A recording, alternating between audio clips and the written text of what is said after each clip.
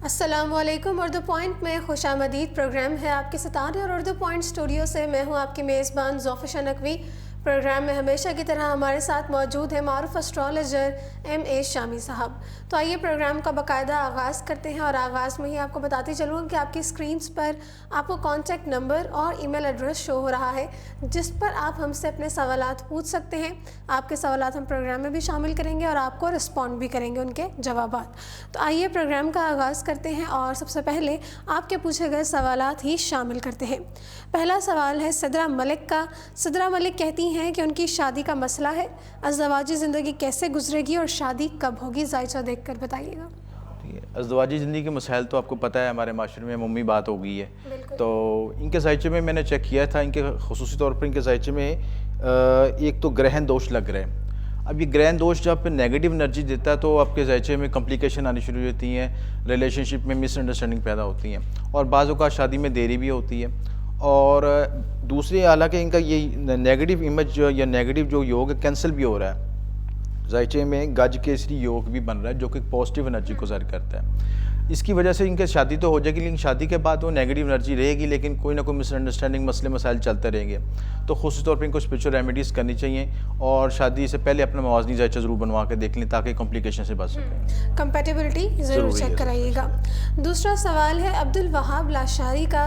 वो कहते हैं कि उनको ज़िंदगी में काफ़ी सारे मसाइल दरपेश आ रहे हैं, एक मुश्किल ख़त्म नहीं होती दूसरी शुरू हो जाती है। तो उनको शक है कि क्या उनका 60 का दौर चल रहा है, तो उनका जायचा देख कर बताइएगा। देखिए 60 के जब भी कोई मुश्किल ज़िंदगी में आती तो हम पहला कॉन्सेप्ट या एस्ट्रोलॉजी से जो लोग थोड़ा बहुत जानते हैं कि 60 शुरू हो गई है या राहु ये 60 है। हालांकि 60 हर चीज़ पे लागू नहीं होती, बल्कि बाज़ मैंने देखा जायचों में 60 बेनिफिट भी देती है।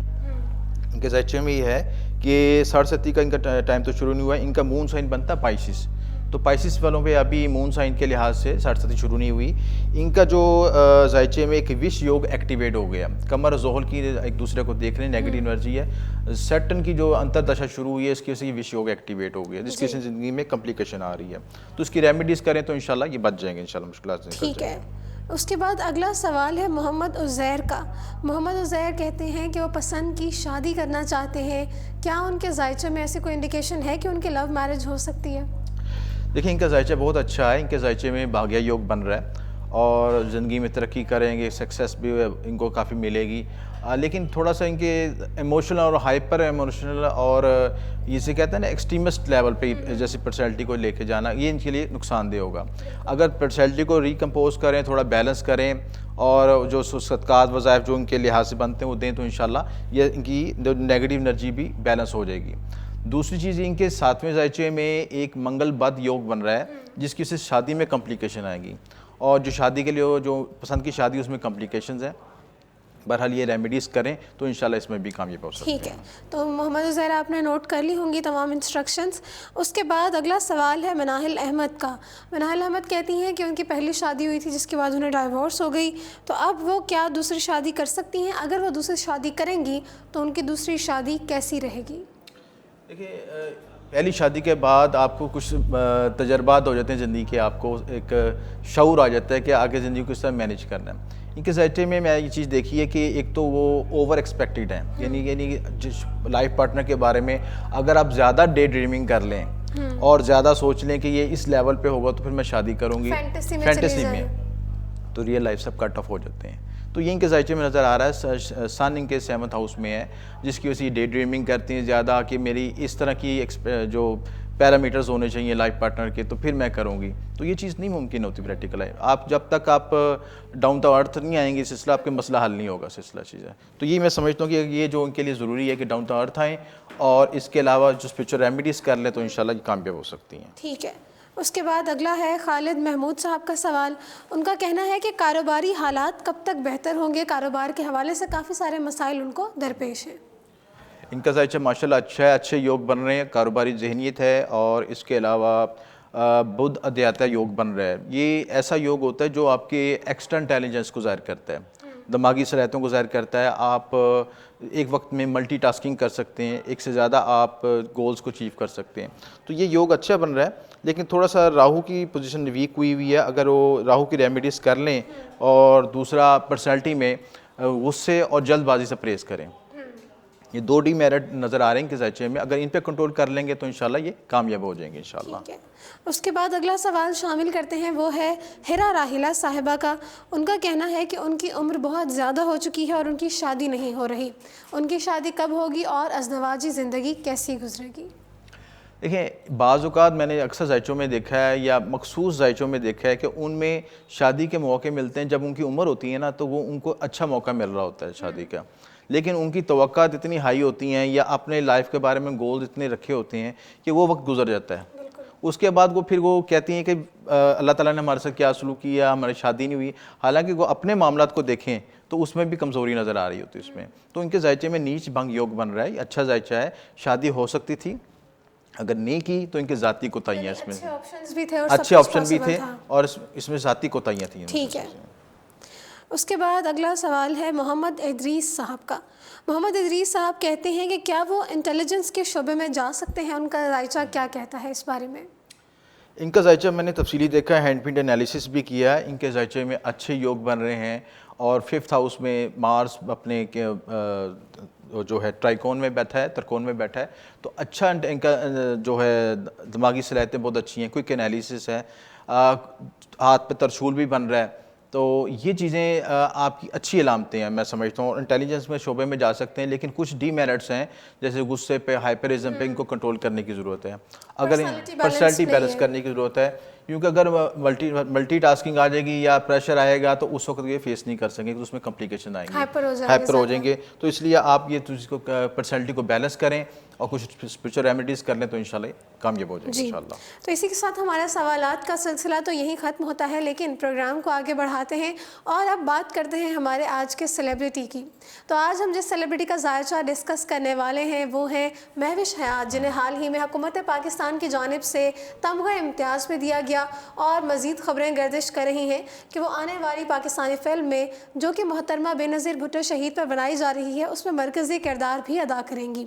तो आज हम बात करते हैं महविश हयात के ज़ायचे की कि महविश हयात के ज़ायचे में क्या मुनफरिद है और कौन सी ऐसी बातें थी जिन्होंने महविश हयात को मुनफरिद बनाया और शोहरत की बुलंदियों पर पहुँचाया। देखिए, इनका एग्जैक्ट तो डाटा मौजूद नहीं था, विकीपीडिया पे जितना डाटा मौजूद था उससे एनालिसिस जो किया जा सकता है वो मैंने बताया। इसमें एक तो इनका अदद पैदाइश 1 बन रहा है, 1 का जो डिजिट होता है वो सन का डिजिट होता है और ऐसे शख्सियत जो है सन से रिलेटेड होती है। इज़्ज़त, दौलत, शोहरत और ये तमाम जो क्वालिटीज़ होती हैं, वाइटैलिटी और सारी पर्सनैलिटी के जो आपके पॉजिटिव एस्पेक्ट्स होते हैं वो सन के उसमें कन्वर्ट हो जाते हैं। सन की पूरी पर्सनैलिटी इसमें नज़र आ रही है और बोल्ड भी हैं, एनर्जी भी है इनके अंदर, लेकिन इसी चीज़ को लोग मिसयूज़ भी कर रहे हैं।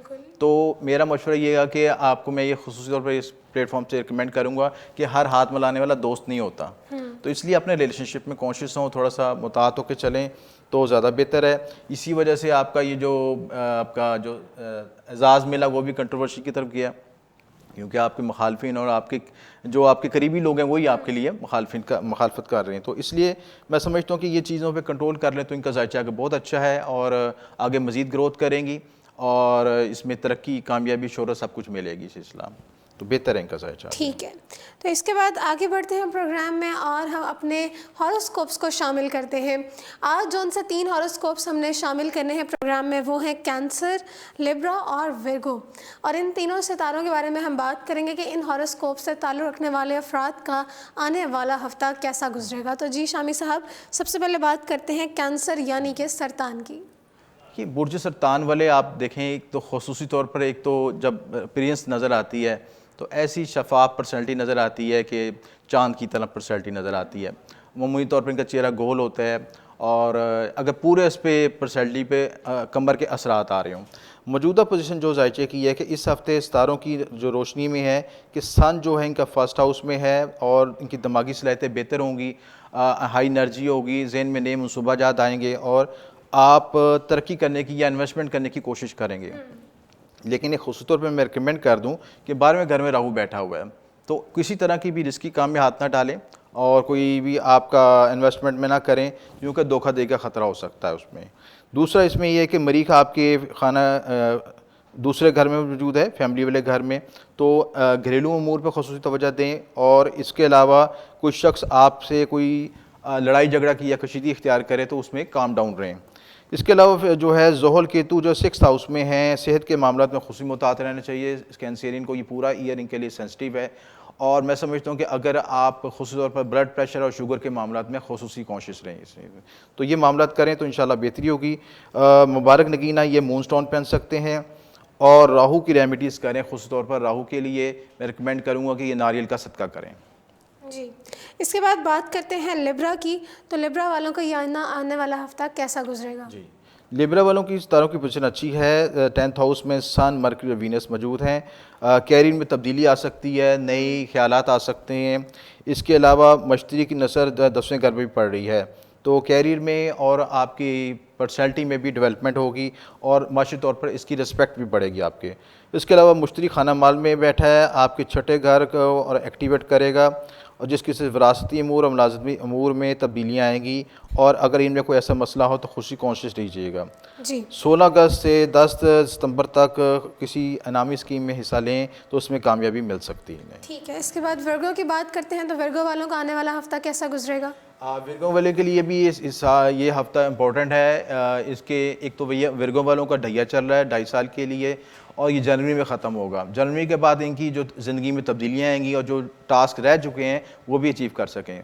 मौजूदा हफ्ते की पोजीशन ये है कि इस हफ्ते में आपको मेंटली स्ट्रेस से गुजरना पड़ेगा ख़ुसूसी तौर पर, और मैं समझता हूँ कि अगर उससे आप ना निकल सके तो उसमें आप गलत फैसले कर लिए तो वो फिर आपको आगे प्रोलॉन्ग भी आपको डिस्टर्ब करेंगे सिलसिला, तो ख़ुसूसी मुतात रहें इस सिलसिले। जी, तो आगे बढ़ते हैं और हमारे आज के स्टोन के बारे में बात करते हैं। आज जो स्टोन हमने प्रोग्राम में शामिल किया है जिसके बारे में हम आपको बताएंगे वो है जेस्पर स्टोन, जिसे उर्दू में संगे यशब भी कहते हैं। तो जी शामी साहब बताइएगा कि इस स्टोन के क्या क्या फ़वाइद हैं? देखिए, संगे यशब बेसिकली अकीक की ही किस्म है कि ठीक है, और इसको बाज़ सूरतों में अलहदा भी कहा जाता है, लेकिन एक उसकी अकीक की भी किस्म की समझी जाती है। ये स्टोन ख़ुसूसी तौर पर है और मुख्तलिफ़ मेडिसिन में भी यूज़ होता है। इसके अलावा ये आपके बवासीर की बीमारियों के लिए, इसके अलावा आपके जिगर और मैदे की बीमारियों के लिए, औरतों की बीमारियों के लिए, ब्लड प्रेशर के लिए और औरतों की अमराज़ मखसूसा के लिए ख़ुसूसी तौर पर रिकमेंड किया जाता है। उसके अलावा अमराज़ मखसूसा जो जिसमें जिनसी अमराज होते हैं उनके लिए भी बड़ा बेहतरीन स्टोन है, इसमें रिकमेंड किया जाता है सिलसिला। तो ये आपके ख़ुसूसी तौर पर बुर्ज हौत और बुर्ज कौस वालों के लिए बेहतर है। ये स्टोन उनको पहन सकते हैं और अपनी उस नेगेटिव एनर्जी को, किसी तरह नेगेटिव एनर्जी फील हो रही है तो इससे नेगेटिव एनर्जी भी ग्राउंड हो जाएगी इनकी सिलसिला। जी, तो इसके अलावा इसके असली और नकली की क्या पहचान है? वैसे तो ये एक स्पीशियस स्टोन नहीं है कि किस किस्म में आता है। उसकी जो पहले ही मैंने आपको बताई हैं कि इसमें आप उसको लैब टेस्ट कर सकते हैं। इसके अलावा आपका जो शीशे पे रगड़ें तो अगर रगड़ आती है तो उसका मतलब उससे भी क्रॉस एनालिसिस हो जाता है कि अगर शीशे पे अगर इस पर रगड़ आएगी तो इसका मतलब ये फेक है, अगर सही होगा तो फिर अगर इस पर नहीं आएगी, इस पर रगड़ नहीं आएगी। तो ये बुनियादी चीज़ें हैं। और दूसरा, आप जब स्टोन को आप चेक करेंगे, हाथ में भी लेंगे और फेक हो लेंगे तो उसका हुजम में फ़र्क होगा, उसके वेट में भी फ़र्क होगा और आपको आते महसूस होगा। और रियल स्टोन में ख़ास तरह की एक आपको चमक भी महसूस होती है और जब उसको हाथ से टच करते हैं तो इसमें ख़ास आपको एक मलामियत का भी एहसास होता है इस सिलसिले से। बहुत शुक्रिया शामी साहब। तो जी नाज़रीन, इसी के साथ हमारा प्रोग्राम पहुंचता है अपने अख्ताम को। आपकी स्क्रीन्स पर आपको कॉन्टैक्ट नंबर्स और ईमेल एड्रेस भी नज़र आ रहा होगा, इन पर आप हमें कॉन्टैक्ट कर सकते हैं, हमसे अपने सवालात पूछ सकते हैं, हम आपको रिस्पॉन्ड भी करेंगे और प्रोग्राम में भी आपके सवालात का जवाब देंगे। तो इसी के साथ मुझे दीजिए इजाज़त। एक दफ़ा फिर अगले प्रोग्राम में हाजिर होंगे आपकी खदमत में। मज़ीद सवालात होंगे, मज़ीद इंटरेस्टिंग टॉपिक्स होंगे। तब तक के लिए खुदा हाफिज़।